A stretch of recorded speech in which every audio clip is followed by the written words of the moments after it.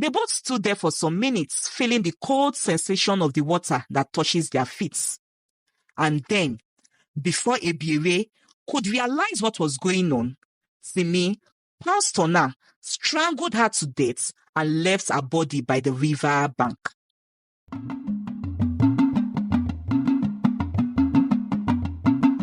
Welcome to Iyagba's Epic Tales.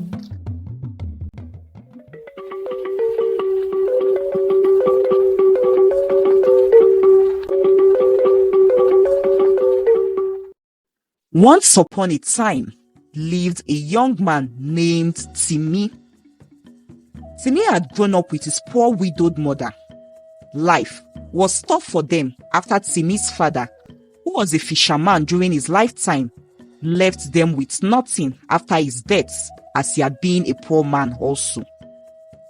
To survive, Timi's mother worked in people's farm in order to provide food for her young son. And when Timi became older, he joined his mother to work on people's farm for their daily meal. Later, when Timi was 21 years old, he went to work in Mr. Alawe's Gari factory.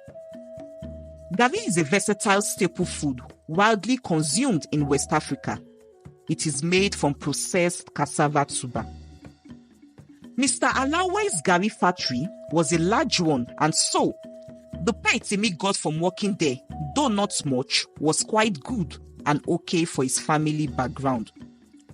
Also, Timi gets to get some quantity of Gari for free, which goes a long way to help him and his mother save some money because they do not have to buy Gari anymore. It was in the course of working in Mr. Alawe's Gari factory that Timi met Ebiere. Ebiere was Mr. Alawe's daughter and only child. After the birth of Ebiere, Mr. Alawe and his wife had tried to have more children, but it seems that the universe was okay with giving them just a daughter. And then later, his wife died, leaving him with young Ebiere. And so, Mr. Alawe doted on his daughter.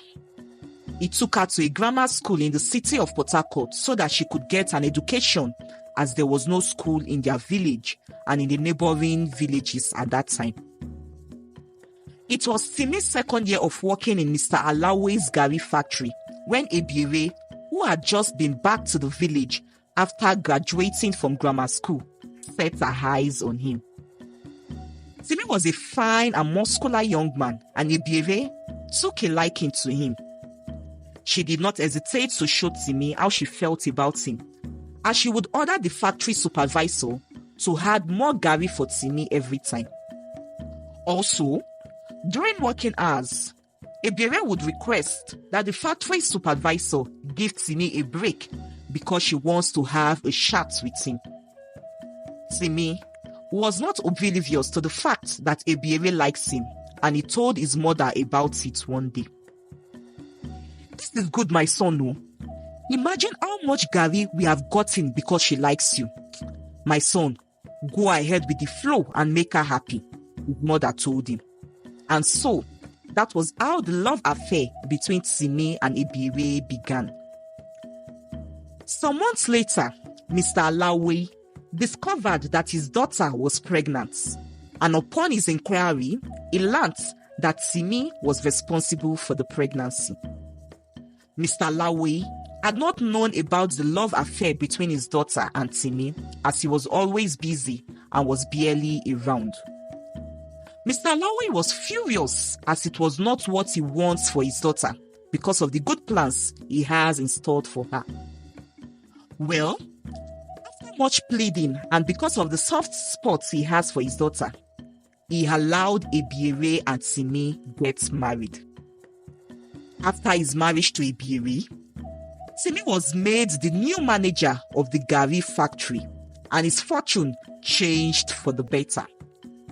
You see, my son, I am glad that you listened to me and started your affair with Ebiere. See how that has now changed our status, Timi's mother said to him, beaming with smiles.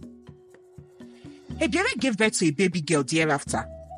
Things went well for the young couple. 4 years later, Timi became the new owner of the Gari factory after Mr. Lawe fell ill and passed away. One day, the leader of the community called the men and women of the community together to come listen to a woman who had come to address them.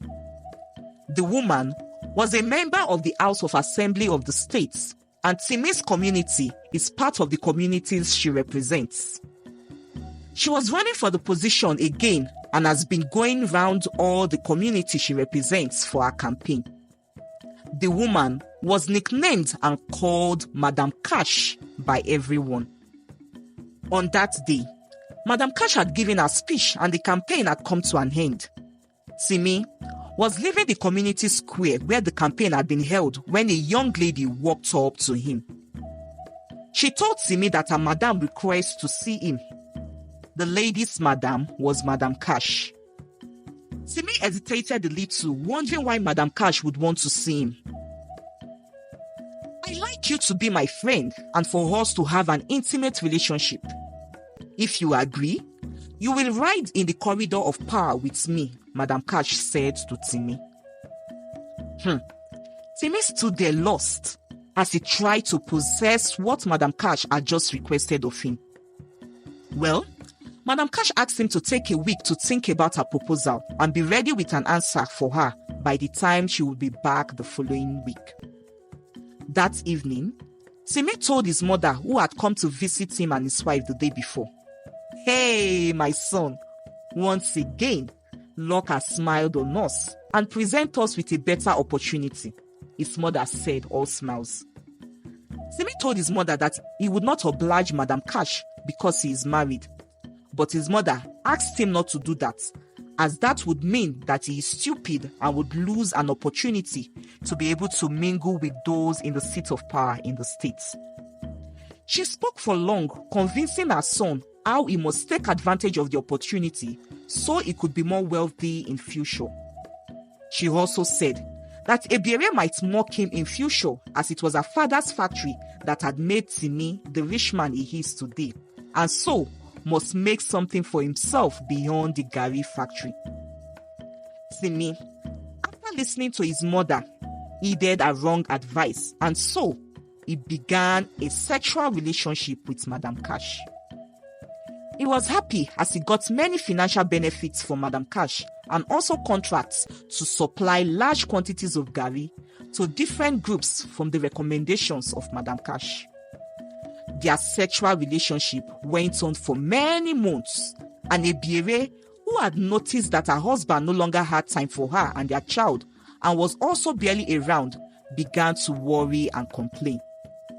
And whenever she complained to her husband, Timi would discard her worries, telling her that it was just work and that he was only chasing contracts for them. Ebiere also complained to her mother-in-law, who kept assuring her that she has nothing to worry about. "I want you to come live with me because I want to have you all to myself, as I am about to step down and make you take my place and office instead in my political party," Madam Cash said to Timi one day after they had just had their usual sexual moments. Timi told Madam Cash that he would do anything to be with her and would be grateful to also take her place in her party seats, but that he cannot come live with her because she is married and people would not approve of it. Madam Cash insisted that she would only allow him a place and a position in her party if he moves in and lives with her. "Okay then, give me some time to divorce my wife and end our marriage, then I would be all yours," Timi said. "No, a divorce would ruin your chances to take the political seats, as tongues would wag," Madam Cash told him. "You must kill your wife, but secretly, so that there would be nothing to stop us from being together, and there would be no wagging tongues," she said again. That evening, Timi visited his mother and told her everything Madam Cash had said and wants him to do. "If that is the case, then you must kill your wife," his mother told him. Timi found what they want him to do difficult, as he could not bring himself to kill anybody much more his own wife. After days of much pressure from his mother, Timi summoned courage to kill his wife. He tricked her into following him to the riverbank one evening, just as the sun was setting. He told her that since their marriage has been suffering, he wants them to have a little romantic date in the quietness and cool atmosphere of the riverbank. Ebiere, who was excited, welcomed the idea, and together they went to the riverbank, taking along with them a bottle of wine and some food. After having their meal and an hour of laughter and fun, Timi held Ebiere's hand and led her very close to the water. It was dark already at that time. They both stood there for some minutes, feeling the cold sensation of the water that touches their feet. And then, before Ebiere could realize what was going on, Timi pounced on her, strangled her to death, and left her body by the river bank. Timi ran to Madame Kashi's place as fast as he could to tell her that he had done what she requested of him and that he is ready to move in with her.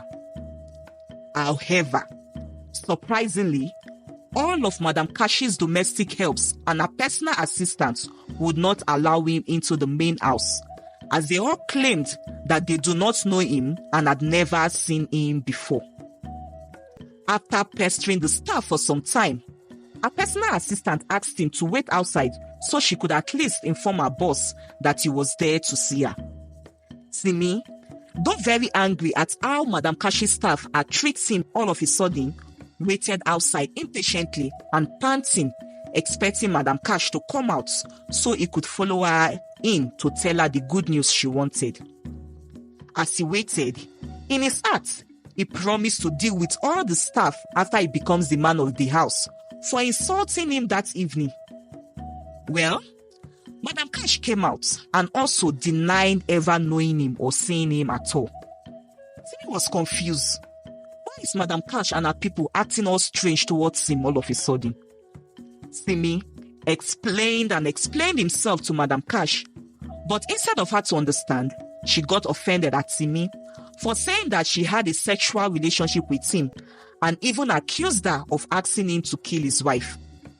She got angry and told her men to throw him outside, promising to get him arrested if he comes close to her ever again. Timi returned to his house devastated. But surprisingly, when he got home, he met Ebiere sitting in their living room. She stared at him and shook her head as tears flowed from her eyes. Scared for his life, Timi ran to his father's compound to meet his mother. "Ghost! Ghost! Ebiere's ghost is after me," Timi said, panting. "There is no ghost after you. Be a man," his mother said. Timi fearfully narrated all that transpired in Madame Kashi's place to his mother that evening. "That woman must be very cunning and wicked," his mother said. And just again, Timi and his mother saw Ebiere's reflection right before them. Scared and panicked, Timi's mother developed a sudden heart attack and died immediately. Timi, confused, ran away into the bush that night as he was scared of returning to even his own house. Well, Ebiere was no ghost. Yes, she had died, but Ebiere comes from the lineage of water, which she is also not really aware of. After Timi had strangled her to death that evening, the water goddess saved her and showed to her all that her husband has been involved in. The water goddess asked if Ebiere would want to remain in the water with them or go back to the mortal world. Whichever she chose, the water goddess assured her that Timi will surely be dealt with. Ebiere chose to come back to the mortal world to take care of her child, and that was why Timi had seen her back in their living room. The water goddess was also the one who erased all the memories Madame Kash had about Timi, and that was why she and her people could not recognize or remember ever meeting Timi. As for the reflection of Ebiere Timi and his mother had seen in their house, it was still the water goddess playing with their minds. Well, Timi kept running from village to village. He became a fugitive all his life and ate only wild fruits till his death. The end. I hope you enjoyed the story and have learned a thing or two from it. I would love to know. Please leave a comment. Thank you for watching and see you in our next video. Bye.